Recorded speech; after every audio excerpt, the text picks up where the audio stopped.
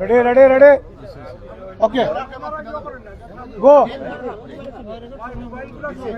ইটা মাত্র মাত্র এরানো যায় আল্লাহ ইটা লইতে আচ্ছা তোমরা পরে নি পারে তোমরা সমস্যা হলে পরে নি পারে আমরা লইতে আগে আচ্ছা আপনি আমাদেরকে একটু ওগো একটু নাও ও আনো আমাদেরকে ডেকেছেন আপনার যদি বলতেন কেন আমাদেরকে ডেকেছেন না আমি গতকালকেও আমি একটা বিষয়ে আপনাদের শরণাপন্ন হচ্ছে আপনাদের মাধ্যমে একটা রং মেসেজ দিচ্ছে যেটা আমি আসলে এইভাবে বলি নাই কিন্তু আজকে একটু আগে আমাদের একজন গুরুত্বপূর্ণ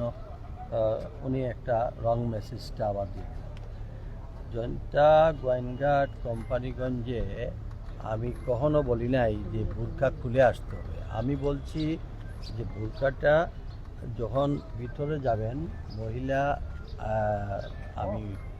যে সাইডিং অফিসার যিনি থাকবেন অন্ততকে আইডেন্টিফাইয়ের জন্য মুখমণ্ডলটা খোলা উচিত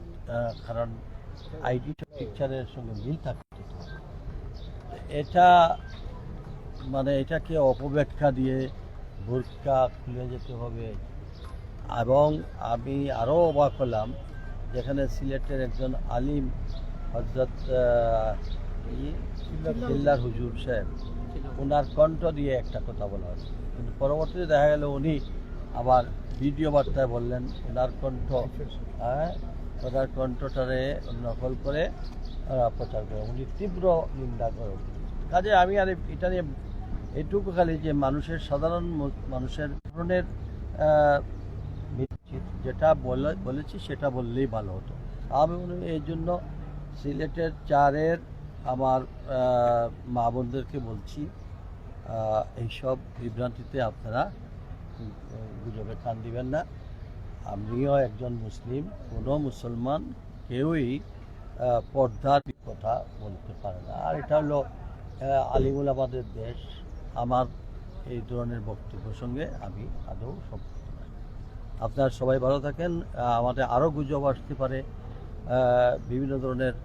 এখন দেখা যাচ্ছে যে মিডিয়া আমি একটু বলি যদি এটা তো নির্বাচন কমিশনের যে আচরণবিধি বা যে নর্মগুলো আছে সেটার মধ্যেই উল্লেখ করা আছে ভোট দিতে গেলে তার ফেস দেখাতে হবে এটা আপনার না বললেও সেটা নির্বাচন কমিশনের একটা নির্দেশনায় আছে এটা যেটি গতকালকে পরিপত্র জারি করা হয়েছে যে মুখ দেখাতেই হবে ভোট দিতে গেলে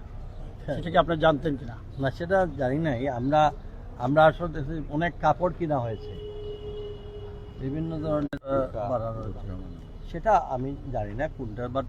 অনেক কাপড় স্পেসিফিক করবেন আরে ভাই যে আপনি কি বোরকা খুলতে বলছেন নাকি নেকাব খুলতে বলছেন আমি বলছি বুট কেন্দ্রের ভিতরে গিয়ে মুখটা ঢাকনাটা খুলতে হবে খুললে এনআইডির সঙ্গে ওটা পরিচয়পত্র হওয়া উচিত তাহলে বোরকা খোলার যে বিষয়টি এটা ভুয়া এটা সম্পূর্ণ এআই দিয়ে তৈরি মনে করেন আপনি নাকি কি বোরকা খুলতে হবে এটা নিঃসন্দেহে এটা নিঃসন্দেহে আপনার যেটা আমাকেও তো বোরকা পরাই দিছিল এইটা দিয়ে তো কাজে আর কত এইগুলা তো আপনারা আমি তো লাইফে বলতেছি যে আমি ধরনের কোনো কথা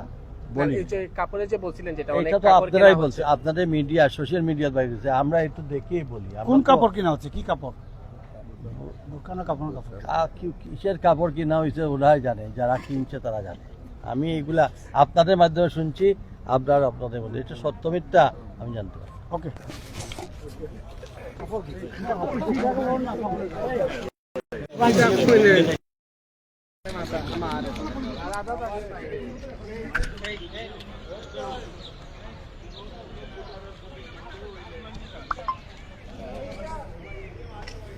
আরিফুল হক চৌধুরী তিনি গোয়েনঘাট কোম্পানিগঞ্জ এবং বিনকাপুর 3 উপজেলা মিলে সিলেট সংসদীয় আসন সিলেট 4 সে আসনে দানের শেষের প্রার্থী হয়ে প্রতিদ্বন্দ্বিতা করছেন তিনি এখন সংবাদ সম্মেলন করলেন এবং সংবাদ সম্মেলনে এটাই বললেন যে আসলে তিনি যে বোরকা খুলে ভোট কেন্দ্রে যাওয়ার কথা তিনি কখনো বলেননি তিনি বলেছেন যে বোরকার যে মুখমণ্ডল যেখান দিয়ে ঢাকা থাকে যে কাপড়টা দিয়ে নেকাব সেটি এই খোলার জন্য তিনি আসলে বলেছিলেন এবং সেই ব্যাপারে তিনি ডিসি অফিসে এসেছেন এবং ডিসি অফিসে এসে তার বিরুদ্ধে অপপ্রচার চালানো হচ্ছে গুজব জোড়ানো হচ্ছে এমনটাই তিনি সংবাদকর্মীদেরকে জানাচ্ছিলেন। দর্শক, এই ছিল আমাদের কাছে সিলেটের ডিসি অফিস থেকে সিলেট 4 আসনের এমপি প্রার্থী দানের শীষের প্রার্থী আরিফুল হক চৌধুরীর সংবাদকর্মীদের সাথে কথা বলার শেষ খবর। পরবর্তীতে আবারও কোনো না কোনো খবর নিয়ে আমরা আপনাদের সাথে সংযুক্ত হব। তখন ভালো থাকুন, সুস্থ থাকুন, সিলেট বিষয়তে থাকুন। আল্লাহ হাফিজ।